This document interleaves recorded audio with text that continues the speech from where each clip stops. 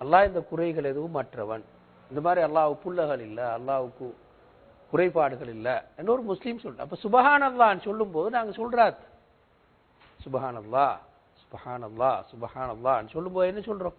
யா அல்லாஹ், நான் சொல்றேன் உனக்கு எந்த குறைகளும் குறைபாடுகளும் உனக்கு இணையானவர்களும் யாருமே கிடையாது என்று நான் சொல்றேன். தானே? அப்படி தஸ்பீஹ் செய்யறது தான் நாங்க தஸ்பீஹ் சொல்றோம். சரியா? இஸ்ம ரப்பிக்கல் ஆலாண்டு இஸ்மன்ற சொல்ல ஏன் பாவிச்சேன்? உம்முடைய உயர்ந்த இரட்சகரின் பெயரை துதி செய்வீராக சொல்றேன் என்றால், இப்ப மனிதண்ட பெயர்கள் அவன் பண்பை காட்டாது. பெரும்பாலும் அழகிலாவ மீக்கும் இல்லை. பேர் அழகாய்க்குமால் மறுபக்கம் மீக்கும், பேர் மோசமாய்க்குமால் நல்லாய், இப்படித்தான் மனுஷன் பேர்கள். அல்லாஹ்வுடைய பெயர்கள் அந்த பண்பையே காட்டும். அப்படித்தானே? அல்லாஹ்வுடைய பெயர்கள் எப்படி இருக்கும்? உதாரணம் பாருங்க, ரஹ்மான் சொன்னா அந்த பண்பு அல்லாஹ்வுக்கு இருக்கும். அப்படித்தானே? சமீஉன் கேட்பவன் சொன்னா அந்த பண்பு அல்லாஹ்வுக்கு இருக்கும். இப்படி அல்லாஹ்வுடைய பெயர்கள் எல்லாமே அல்லாஹ்வுடைய ஏதானும் ஒரு பண்பை காட்டும். அப்படித்தானே? அல்லாஹ்வுடைய பண்பை சொன்னா என்ன கருத்தாகும்? அல்லாஹ் தூய்மைப்படுத்தினா. அப்படித்தானே? இப்ப ரஹ்மான் என்று சொன்னால் அல்லாஹ் மிகவும் இரக்கம் உள்ளவன், மிகவுமே அன்புள்ளவன் சொன்னா அல்லாஹ் தூய்மைப்படுத்தினா. அல்லாஹ்வுடைய பெயர்களை சொன்னால் அல்லாஹ் தூய்மைப்படுத்தினா மாறும். அப்படித்தானே? ஒவ்வொரு பேருமே அல்லாஹ்வுடைய தூய்மையை விளங்கப்படுத்துறதுக்கான பேர். எனவே தான் நீங்க சொன்ன சப்பிஹ் இஸ்ம ரப்பிக்கல் ஆலா பேருன்னு சொன்ன காரணம் அது. அல்லாஹ் தானே துதி செய்யறது, அல்லாஹ் பேருன்னு எடுத்துவார். அப்படித்தானே? அல்லாஹ் துதி செய்யற என்னன்னு சொன்னதுதான். அல்லாஹ் துதி செய்யற என்னன்னா அல்லாஹ்வுடைய பெயர்களை சொல்லி அல்லாஹ் பத்தி விளங்குறது, திரும்ப திரும்ப அல்லாஹ் பத்தி சொல்றது. அல்லாஹ் பற்றி விளக்குதல் தான் ஒவ்வொரு பேர். அல்லாஹ் பற்றி விளங்கப்படுத்துறது தான் ஒவ்வொரு பேரும். சமீஉன் பசீருன் ரஹ்மானுன் ரஹீமுன் கஃபூருன் அப்படி சொல்றோமே, அது ஒவ்வொன்றும் அல்லாஹ் பற்றி விளங்கப்படுத்துற பேர். எனவே அந்த ஒவ்வொரு பேரையும் சொல்ற நேரத்தில் ஒரு முஸ்லீம் அல்லாஹ்வை குறைபாடுகள் அற்றவன், மிகவும் தூய்மையானவன், மிக உயர்ந்தவன் என்ற கருத்து சொல்றான். சரியா? அதனாலதான் இங்க இஸ்மன்னு சொல்ல பாவிச்சு. சப்பிஹ் இஸ்ம ரப்பிக சொல்ல காரணமா. சரியா? அடுத்தது அல் ஆலா. அல் ஆலா மிக உயர்ந்தவன் சொன்ன. என்ன அது காரணம்? இந்த ஒவ்வொரு பெயரும் ரஹ்மான் அல்லது சமீ, இந்த ஒவ்வொரு பெயரும் கொஞ்சம் இந்த பெயர் சும்மா மேலால பார்த்தால் இன்னொன்றோட ஒப்பிட்ட மாதிரி ஈக்கும். உதாரணமா அல்லாஹ் கேட்பவன், மனுஷன் கேட்பான் தானே. அல்லாஹ்வுக்கு இரக்கம் ஈக்கு, மனுஷனுக்கும் இரக்கம் ஈக்கு. அப்படித்தானே? ஆனால் இந்த இதுல ஆளாவான அல்லாஹ் சொல்ல வாரன் என்றால் அப்படி இல்லை. அல்லாஹ் இந்த ஒவ்வொரு பண்பாலையும் மிக உயர்ந்தவன், ஒப்புடையல. மனுஷன் கேட்பான் தான், ஆனா அல்லாஹ் கேட்கறது மாதிரி மனுஷன் கேட்க மாட்டான். அந்த அளவு தரமாக மனுஷன் கேள்வி புலன் இருக்காது, அவட மிச்சம் தாழ்ந்த நிலையில் இருக்கு. அல்லாஹ் மனுஷன் இறக்கம் உள்ளவன் தான், ஆனா அல்லாஹ்வுடைய தரத்துக்கு அந்த இறக்கம் இருக்காது, அதோட மிச்சம் தாழ்ந்துதான் இருக்கும். சரியா? அந்த வகையில் அல்லாஹ் மிக உயர்ந்தவர். எனவே தான் சொன்ன சப்பிஹ் இஸ்ம ரப்பிக அல் ஆலான்னு சொல்ல. அல் ஆலான்னு சொல்ல காரணமா. சரியா? இப்ப பிரச்சாரம் செய்யுங்கோ சொல்ற சூறாவை ஆரம்பிச்சு வச்சு தஸ்பீஹோட. அப்ப என்ன அல்லாஹ் சொல்ல வாரண்டா, இந்த பிரச்சாரமே இதுதானே, அல்லாஹ் பத்தி விளங்கப்படுத்தி அல்லாஹ்வுக்கு நெருக்கமானவர்களாக மனிதர்கள் மாற்றம். பிரச்சாரமே அதுதான். அப்ப அதை நீங்க எப்படி தொடங்குங்கன்னா இப்படி தொடங்கும், அல்லாஹ்வை தஸ்பீஹ் செய்து கொண்டே அதை தொடங்கும் சொன்னதான் சப்பிஹ் இஸ்ம ரப்பிக்கல் ஆலா சொன்ன. சரி, ஏன் அது இப்ப அல்லாஹ் விளங்கப்படுது. சரி, அல்லாஹ்வுடைய அந்த தஸ்பீஹ் உடைய வெளிப்பாடு எப்படி இருக்குது அவன் உலகத்துல என்று அடுத்து சொல்லுவார். முதல்ல சொன்ன படைத்து எதை படைச்சேன்னு சொல்லல, படைத்தான் சொன்ன. அப்ப எல்லாத்தையும் குறிக்குமா. அப்படி படைத்து சீராக அமைத்தான். படைச்ச எல்லா பொருளும் மிகவும் நேர்த்தியாகவும் சீராகவும் அமைத்தான். படைச்ச அவ்வளவு பொருளை சீராகவும் நேர்த்தியாகவும் ஒழுங்காகவும் அமைத்தான். திரும்ப கத்தர என்ன, ஒவ்வொன்றையும் இன்னின் இடத்துல நீக்கணும்னு திட்டமிட்டு போட்டு, இந்த பொருள் மனிதன், இந்த பொருள் மிருகம், இந்த பொருள் தாவரம். இப்படி ஒவ்வொரு பொருளும் இந்த பூமியில என்னென்ன பொருள் வரணும், இந்த பூமியில வாழ்க்கையை கேட்போம், இந்த பூமியை என்ன மாதிரி நாம் படைக்க போறோம்னு அல்லாஹ் ஏற்கனவே திட்டமிட்டார். அப்ப இதுல மனுஷன் வரணும், தாவரம் வரணும், மிருகம் வரணும், எப்படியான மனிதர்கள் வரணும், அதுவும் ஏற்கனவே ஒரு திட்டம். அப்படித்தானே? எல்லா மனிதர்களும் எங்களுக்கு தெரியும் ஒரே தரத்தில் இல்லை, வித்தியாசமான தரத்தில் இருப்பாங்க. உடம்புலையும் சரி, அறிவிலையும் சரி, உணர்வுகள்லையும் சரி, எல்லாத்துலேயும் வித்தியாசமான தரத்தில் இருப்பாங்க. அப்ப ஒவ்வொரு மனிதனுக்கும் எல்லாம் ஒரு இடத்தை கொடுத்தான். நீ உன் இடம் இதுதான், உனக்கான இடம் இதுதான், உனக்கான இடம் இதுதான். ஒவ்வொரு ஆளுக்கும் நிர்ணயித்தான் ஒவ்வொரு இடத்து. நிர்ணயித்தல தான் நாங்க சொல்ற கத்தரன்னு சொல்லி, அதுதான் கத்தரன்னு சொல்லுவோம். அதே மாதிரி தாவரமாக இருந்தா ஒவ்வொரு தாவரத்துக்கும் வித்தியாசமான ஒரு நிர்ணயத்தை அல்லாஹ் கொடுத்தான். அதை நாங்க சொல்லுவோம் கத்தரன்னு சொல்லி. மிருகங்களுக்கும் அதே மாதிரி. அப்ப என்னென்ன தாவரங்கள், என்னென்ன மிருகங்கள், என்னென்ன மனிதர்கள் தோன்றணும், அவருக்கு என்னென்ன இடத்தை கொடுக்கணும் என்றெல்லாம் அல்லாஹ் நிர்ணயித்தான். அதுதான் கத்தரன்னு சொல்லுவோம். நிர்ணயித்து வழிகாட்டின. என்னத்துக்கு அல்லாஹ் அந்த அந்த குறிப்பிட்ட அந்த பொருளை படைச்சானோ அதுக்கு அதை வழிநடத்தியும் விட்டான். உதாரணமா சொல்லுங்களேன், தேனி என்று வச்சுக்கொள்வோம். இதுக்கு என்ன செய்யும் தெரியும், அது கேட்பு, அது போ. அப்ப இந்த வழிகாட்டல் எப்படி இருக்குமெண்டா, உண்டு நிர்பந்தமாக இயங்க வைக்கும் விதிகளாக இருக்கும்.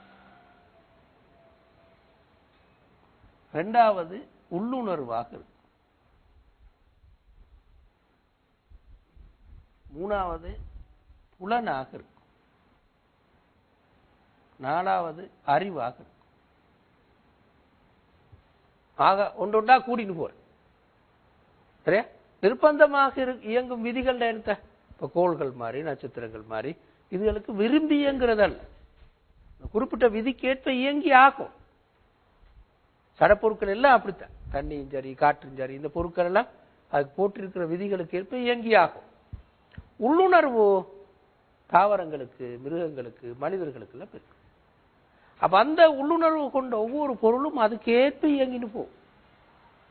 ஒரு தேனி எப்படி தேன் எடுத்து அந்த குறிப்பிட்ட வீட்டை கட்டி எப்படி வாழுதுன்னு பார்த்தால் பெரிய ஒரு என்ஜினியர் மாதிரி இருக்கும். மன என்ஜினியரிங் படிச்சு விளங்கி வாருதல் உள்ளுணர்விலேயே அது அப்படி இருக்கும். ஒரு தூக்கணாங்குருவி அந்த கூட்டை கட்டி இல்லையா, அந்த கூட்டை கட்டி கூட்டுக்கு வெளிச்சம் தேவைன்னு என்ன செய்யும், மின்மினி பூச்சி அதை பிடிச்சிட்டு வந்து அடிச்சு வைக்கும். அடிச்சு வச்சா வீட்டு கூட்டுல வெளிச்சமா வைக்கும். அது செத்தத்துக்கு போறோம் மறுக இன்னொன்னு போய் பிடிச்சிட்டு வந்து அடிச்சு வைக்கும். அது மண் பகுதி ஒண்டிக்கும் அந்த இதுல கூட்டுல, அந்த மண் பாதையில கொண்டு வந்து அடிச்சு வைக்கும். அதுக்கு பறக்கல, அதுல ஒட்டிட்டு அப்ப அந்த கூடு வெளிச்சமா வைக்கும். அது செத்தா மறுக இன்னொன்னு போய் பிடிச்சிட்டு வந்து அடிச்சு வைக்கும். இது எப்படி செஞ்சது? உள்ளுணர்வு தான் காரணம். இப்படி ஒரு தொகை மிருகங்கள செயற்பாட்டை பார்த்தால் நல்லா விளங்கும். உள்ளுணர்வுன்னு வேலை செய்யறது விளங்கும். சரியா? அதைத்தான் சொன்ன அதான்னு சொல்லு. அதுக்கு அடுத்த கட்டத்துல புலன்கள் உதவி செய்யும். பார்த்து அல்லது கேட்டு அல்லது தொட்டுணர்ந்து இந்த புலன்கள் வேலை செய்யும். அடுத்தது வழி தேடி போறதுக்கு அதான் வழிகாட்டலுக்கு புலன்கள் உதவி செய்யும். கடைசியா மனிதண்ட சாரத்துக்கு வந்து அறிவு வேலை செய்யும். அறிவின் ஊடாக மனிதன் வழி தேடி போய் சில நேரங்களில் சில மிருகங்களுக்கு கூட கொஞ்சம் உயர்ந்த சாரத்தில் மிருகங்களுக்கு கூட கொஞ்சம் அறிவு வேலை செய்யும். அப்ப இந்த 4 வழிகள்ல அல்லாஹ் தஆலா திட்டமிட்டுட்டு வழியும் காட்டின. எப்படி நீங்க போகணும் வழியும் காட்டின. அதான் வல்லதி கத்தர ஃபஹதா. அப்ப இந்த அவ்வளவு செயற்பாட்டை இந்த ஹலக ஃபஸவ்வா கத்தர ஃபஹதா 4 விஷயங்களை உலகத்தில் இருக்கிற பிரபஞ்சத்தில் இருக்கிற எந்த பொருள் எடுத்தாலும் பார்த்தேன். அவ்வளவு பொருட்களையுமே இந்த 4ஐயும் பார்த்தேன். ஒவ்வொரு பொருளும் எந்த இடத்துல ஈக்கணும், என்ன வேலையை செய்யணும், அந்தந்த பொருள் விளங்குது. ஒவ்வொரு பொருளுமே விளங்குது. அந்த விளங்கின அந்த அறிவுக்கேற்ப இயங்குது. அதுக்கு வழிகாட்டி இருக்கு, ஏதோ ஒரு வகையில வழிகாட்டி இருக்கு, அதுக்கேற்ப அது இயங்கிடும். சரியா? அதைத்தான் அல்லாஹ் சொல்றான். அப்ப எனவே அவ்வளவு வேலையையும் செய்த உமது மிக உயர்ந்த இரட்சகரை நீ துதி செய்வீராக. அந்த முழு பிரபஞ்சத்திலேயும் எத்தனையோ எண்ண முடியாத கோடிக்கணக்கான பொருட்கள் இயங்கும். அவ்வளவு பொருட்களையும் இப்படி திட்டமிட்டு வழிகாட்டி இயங்க வைக்கிறேன்னு சொல்ற சும்மா லேசான வேலை அது. அப்படித்தானே? ஒரு சின்ன ஒரு ஃபேக்டரியில் 50 பேர் வேலை செஞ்சா கூட அவங்களை இயங்க வைக்கிறேன்னு சொல்றது பெரிய ஒரு நிர்வாகத்தின் கீழே நடக்கும். அப்ப இந்த கோடானு கோடி நட்சத்திரங்களும் கோள்களும் மனிதர்களும் தாவரங்களும் உள்ள இந்த பிரபஞ்சத்துல அவ்வளவையும் படைத்து சீராக அமைத்து ஒவ்வொன்றுக்கும் ஒரு இடத்தை கொடுத்து இயங்கவும் விடுற அறிவுன்னு சொல்றது ஒரு கற்பனையில செய்ய முடியாத ஒரு மிகப்பெரிய ஒரு அறிவு. எனவே அவன்கிட்ட குறைபாடுகள் ஒன்றும் இருக்கலாம். மிக தூய்மையானவன், மிக உயர்ந்தவன். எனவே அவனை நீ துதி செய்வீராக சொன்னதல். அதான் இந்த அப்ப இந்த அபிப்பிராயம் இதை சொல்ல முந்தி நீங்க பிரச்சாரம் செய்யுங்கோ சொல்ல முந்தி முழு பிரபஞ்சத்தையும் ஒரு முறை காட்டி, அதான் அல்லாஹ் எவ்வளவு சீராக அமைக்கிறான் இயக்குகிறான் காட்டி அந்த துதி உணர்வோடு பிரச்சாரம் செய்யுங்கன்னு சொன்னதானே. திரும்ப இந்த பகுதிக்கு இங்க சொன்ன இந்த பகுதிக்கு ஒரு உதாரணம் தானே. வல்லதி அஹ்ரஜல் மர்அ ஃபஜஅலஹு குஸாஅன். இந்த பகுதி இங்க சொல்லிக்கான கலக்க ஃபஸவா கத்தர ஃபஹதா அதுக்கு ஒரு உதாரணம் தானே இந்த பகுதி. என்ன உதாரணம்? தாவர உலகம். தாவர உலகம் மேல சொன்ன அவ்வளவுக்கும் ஒரு உதாரணம் சொல்லுவோம். இப்ப நாங்க சொல்லுவோம், இந்த பாருங்க, ஒரு சின்ன ஒரு நிலப்பகுதி வச்சுக்கொள்வோம். ஒரு சின்ன ஒரு நிலப்பகுதியில நாங்க தாவரங்களை நாட்டினோடனே எப்படி இருக்கும்? சிலது கசப்பாய்க்கும், சிலது புளிப்பாய்க்கும், சிலது இனிப்பாய்க்கும், சிலது உரப்பாய்க்கும். இந்த சுவைகள் உருவாகின எங்க இருந்தா ஒரே நிலத்துல இருந்தா பக்கத்துல இனிக்கிற மாங்கை பக்கத்துல இருக்கிற கொச்சிக்க மரமும் ரெண்டும் கிட்ட பார்த்தா ஒரு நிலம். அது கீழிந்து எடுக்கிற அந்த தண்ணி, கீழிந்து உறிஞ்செடுக்கிற தண்ணி, அதோட சேர்ந்து கலந்து வர உணவு ஒரே இடத்துல தான் இருக்கு. அது பிறகு இது அத பச்சையம் சக ஒளி, சூரிய ஒளி ரெண்டையும் சேர்த்து உணவு தயாரிச்சு இலையிலையும் தண்டிலையும் காயாகவும் சேமிச்சு வைக்கும். இந்த செயற்பாடும் ஏறத்தாழ ஒரு மாதிரி, எந்த தாவரத்தை எடுத்தாலும் ஒரு மாதிரி தான். ஆனா அது தயாரிக்கிற அந்த பொருள் தனி இந்த வகையான சுவைகளை தரும். அதோட விட்டமினும் வித்தியாசமா ஒவ்வொன்றும் வச்சிருக்கிற விட்டமினும் வேறுபட்ட முறையில் இருக்கும். அப்படித்தானே? திரும்ப பாருங்களேன், இதுக்கான பேக்கிங் எடுங்களேன், ஒவ்வொன்றும் ஒரு மாதிரி. தேங்காய் வைக்கும், பெக் பண்ணித்தானே தேங்காய் உள்ளூத்தான் மேலால் ஒரு தோலும் ஒரு தும்பும் சிரட்டை உண்டும் உள்ளூத்தான் தேங்காய். வாழைப்பழம் லேசான ஒரு பேக்கிங், ஒரே ஒரு தோல். அப்படி ஒவ்வொன்றையும் எடுத்துப்பாரு. ஒரு பெரிய ஒரு பேக்கிங் ஒன்று இருக்கு. பெக்கிங்க்கு உங்களுக்கு தெரியும், ஒரு பெரிய ஒரு ஃபேக்டரியில பெக் பண்றால் ஒரு இயந்திர வசதி கீழே பெக் பண்ண. நாங்க இங்க பார்த்தால் நிலத்தை கீழே ஒரு இயந்திர வசதி ஒன்றுமே இல்லை. இந்த பெக்கிங் எப்படி நடக்குது?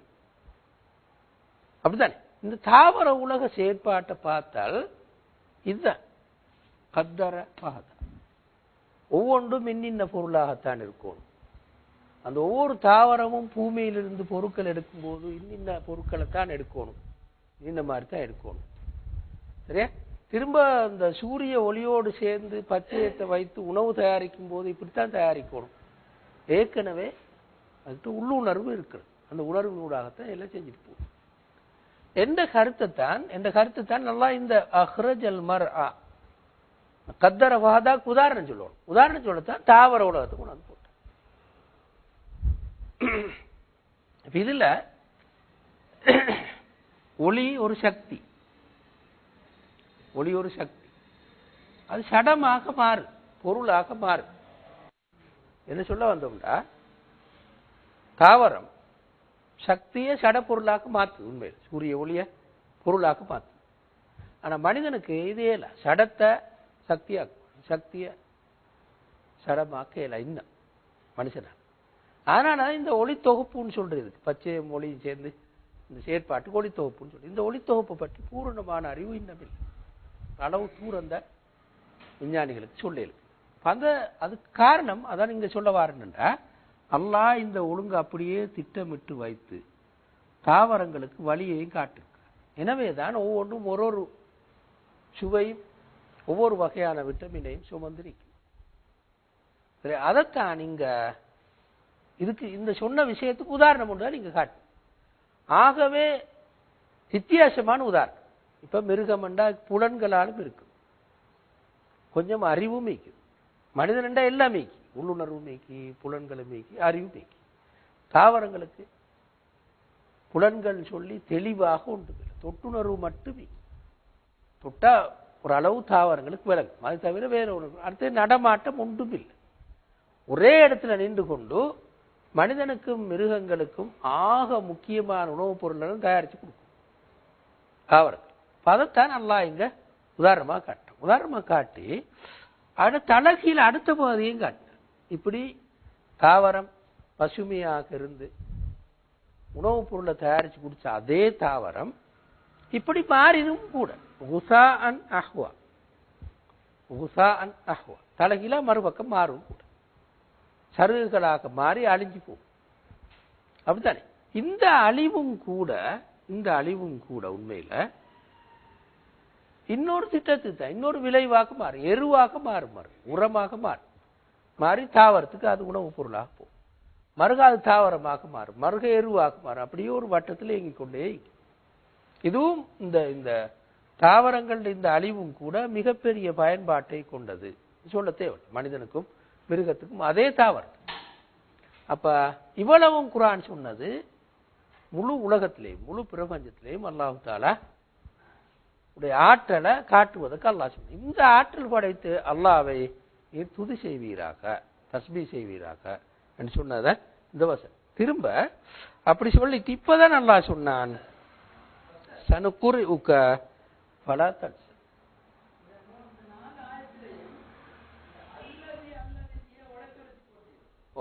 அல்லதி குர்ஆன்ல இந்த ஓன்லை அல்லதி خلق فسوى والذي قدر فهدى. குர்ஆன்ல இது பாருங்க, ஒன்று குர்ஆன் வசனமான் சொல்லத்தோட ஆயத்தாக உடைத்தமை, ஆயத்தாக உடைச்சிருக்குதானே, ஆயத்தாக உடைச்சிருக்கிற குர்ஆன்ல அந்த உடைச்சிக்கிற ஒரு துண்டிக்கான சின்ன துண்டு, சின்ன ஒவ்வொரு துண்டையும் தனியே யோசிக்கணும்னு காட்டிருக்கா. உண்மையில சேர்க்கணும் அந்த ஆயத்து. உதாரணம் சொல்கிறேன், ஒல் அஸ்ரி இன்னல் இன்சான் லஃபீ குஸ்ருண்டா ரெண்டு ஆயத்து, ஆனா உண்மையில ஒரு வசனம் தான். ஒல் அஸ்ரில நிப்பாடி தனிக்கு ஒன்றுன்னு போட்டி, நீங்க பாருங்க ஒன்றுன்னு போட்டி, ஆனா சத்தியமாக வசனம் முடியல, முடியுது பின்னால போய். ஆனா ரெண்டு உடைச்சிட்ட தனியா அசுர மட்டும் பாரு, இன்னல் இன்சான் லஃபீ குஸ்ர மட்டும் தனியே பாரு. இப்படி தனி ஒவ்வொரு துண்டுக்கும் தனித்தனியே ஒவ்வொரு துண்டுக்கும் முக்கியத்துவம் கொடுக்கணும் என்றதுக்குத்தான் இதோ உடைச்சுட்டு. அதே போலதான் குர்ஆன் என்ன செய்யும்டா, ரெண்டாவது குர்ஆன் என்ன செய்யும்டா, அல்லதி போன்ற சொற்கள், இது இந்த இணைக்கிறதுக்கு வார சொல். ஒரு வசனத்தை பின்னாடிக்கு இன்னொரு வசனத்தை இணைக்கத்தை இந்த அல்லதியை பாய்க்கும். அப்ப என்ன செய்யும், திரும்ப இந்த அல்லதியை பாய்க்கும்.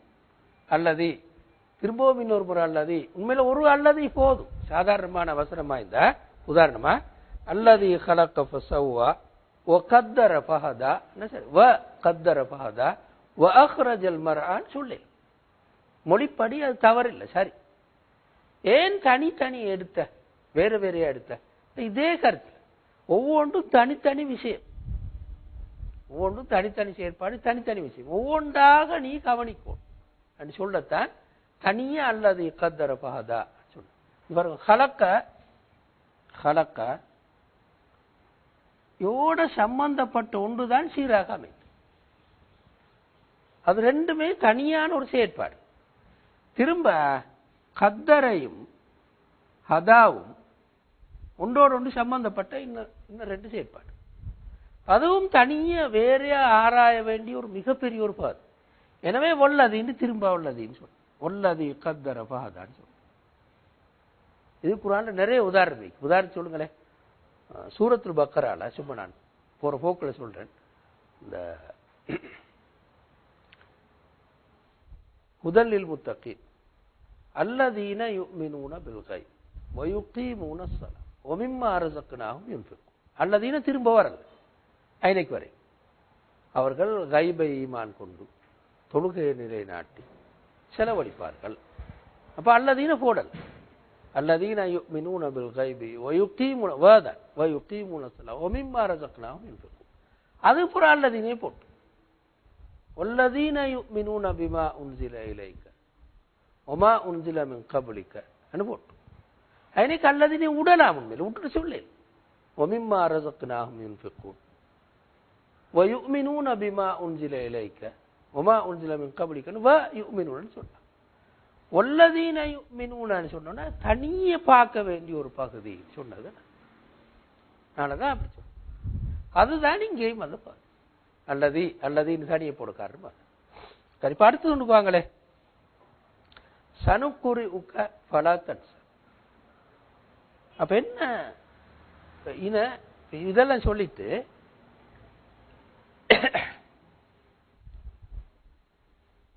நாம் உமக்கு ஓதி காட்டுவோம். ஃபலா தன்ஸ, நீங்கள் மறக்க மாட்டீர்கள் என்றால் என்ன என்ன உறவுல சொல்லிக்கிறது? சப்பி இஸ்ம ரப்பிக்கல் ஆலா அல்லது கலக்க ஃபஸவா வல்லதி கத்தர ஃபஹத. அல்லாஹ்வுடைய குறைபாடு இல்லாத தூய்மையை விளங்கப்படுத்தி காட்டுவதற்குத்தான் கலக்க ஃபஸவா கத்தர ஃபஹதான்னு சொல்றோம். அதுதானே, அது தெளிவு. இந்த கருத்து எப்படி வந்தீங்க? சனுக்குறி உக்க ஃபலா தன்ஸா, ஈன ஏன் சேர்த்துட்ட? இப்ப சொல்ல வர என்ன? ஈனின்னு சொல்ல வர என்னது? நீங்க பிரச்சாரம் செய்யுங்கோ. பிரச்சாரம் செய்யறதுக்கு ரசூலுல்லாஹ்வை தயார்படுத்துறதா ஈனி சொல்ல வர. மேலிக்கிற துண்டு தொடர்பில்லாத மாதிரி ஏறத்தால தொடர்பில்லாத மாதிரி என்ன தொடர்பு இது பாருங்க. இந்த கருத்திக்கு அதான் வழிகாட்டின அதுதான் இது இல்லையா? அதுதானே. அதாவது என்ன சொல்ல வந்தடா இந்த ஆயத்து? இப்ப சொன்னமே, உள்ளுணர்வு, புலன், அறிவு, இந்த வழிகாட்டல் ஒரு பகுதி தான் வஹி. அது தொடர் தான் வஹி, வேற ஒன்றும் இல்லை, புதுசா ஒன்றும் இல்லை. முழு பிரபஞ்சத்திலையும் ஒரு வழிகாட்டல் ஒட்டிக்கு. அந்த வழிகாட்டலின் ஒரு தொடர் தான் அல்லது இறுதி நிலை தான் வஹி. நீ முழு உலகத்தையும் பார்த்தா படைச்சு சீராக அமைத்து ஒவ்வொன்று மெயினி நீக்கோள் மட்டும் திட்டமிட்டு வழிகாட்டி. அந்த வழிகாட்டில் எப்படி இருக்கின்றா? உள்ளுணர்வு ஊடாகி, புலன் ஊடாகி, அறிவு ஊடாக இருக்கு. சரியா? அப்ப வஹின்னு சொல்றது அது அடுத்த கட்டம். எனவே வஹி என்பது ஆச்சரியப்பட ஒன்றும் இல்லை, முழு பிரபஞ்ச வழிகாட்டின் ஒரு பகுதி மட்டுமே, வேற ஒன்றும் இல்லை. ஆச்சரியப்படுறதுக்கு என்னைக்கு உலகம் முழுக்க அந்த வழிகாட்டில் நீங்கத்தானே செய்யுது, அது ஒரு பகுதியாத்தானே வஹி வந்து. அப்ப நீங்க இதை பார்த்து இதுல ஆச்சரியப்படுறதுக்கு என்னைக்கு சொன்னதுதான் சனுக்குறி ஊக்க ஃபலா தன்ஸ சொல்றேன். அப்ப அந்த இந்த சொல்ல ஐநக்கு வந்து போட காரணமா தான் இதெல்லாம் சொல்லிட்டு ஐநக்கு வந்து போட காரணமா தான். விளங்கல? ஓ, மனுஷனுக்கு மட்டும். ஓ, எல்லாம் அப்படித்தானே. இந்த பாருங்களேன், இதுல ஒவ்வொரு பகுதியும் ஒவ்வொரு வகையான வகை உண்டு. குர்ஆன் ஆனால்தான் நீங்க முழுக்க பாருங்க, குர்ஆன்ல பாருங்க இந்த வஹீன்ற சொல்ல எப்படி பாவிச்சுக்கிறது பாருங்க. பாத்தீங்கன்னா எப்படி தெரியுமா இருக்குது? மிருகங்களுக்கு நீ சொல்ல பாவிச்சு. மிருகங்கள்டா சும்மா மனிதன் நல்லா பாய்ச்சு. வௌஹா ரப்புக இலன் நஹ்லி, அல்லாஹ் தேனீக்கு வஹி அறிவித்தார். ஔஹா அதே சொல். வௌஹா ரப்புக இலன் நஹ்லி அனித்தஹதி மினல் புயூதி ஜிபால் மினல் ஜிபாலி புயூத், மலைகள்ல நீ உனக்கு அந்த வீடுகளை கட்டிக்கொள் என்று அல்லாஹ் தேனீக்கு வஹி அறிவித்தார். ஔஹா ரப்புக இலன் நஹ்லி, அதே சொல். சரியா? அதே மாதிரி சூரத்து பின்னால வர ஒரு சூரா ஜல்சலா, சூரத்து ஜல்சலா, பி அன்ன ரப்பக ஔஹா லஹா யௌமைன் துஹத்திஸு அக்பாரா, பூமி அட இதுகளை சொல்லும், பூமி அட செய்திகளை சொல்லும் மறுமையில். ஏன் சொல்லும்? பி அன்ன ரப்பக ஔஹா லஹா, அந்த பூமிக்கு அல்லாஹ் வஹி அறிவித்தார். அப்படின்னா அல்லாஹ் பூமிக்கு அந்த உணர்வை கொடுத்திருக்கு தானே, அந்த உணர்வை பூமிக்கு கொடுத்திருக்காம. எனவே பூமி பேசு, பூமி சொல்லும், காட்டும். அதே மாதிரி தேனீக்கு அல்லாஹ் உள்ளுணர்வை கொடுத்திருக்கிற அந்த செயற்பாட்டு அதான் மொழியிலேயும் கருத்து என்ன தெரியுமா? வஹீண்டா மொழியிலேயும் கருத்து என்னடா, மறைமுகமாக வேகமாக உணர்த்த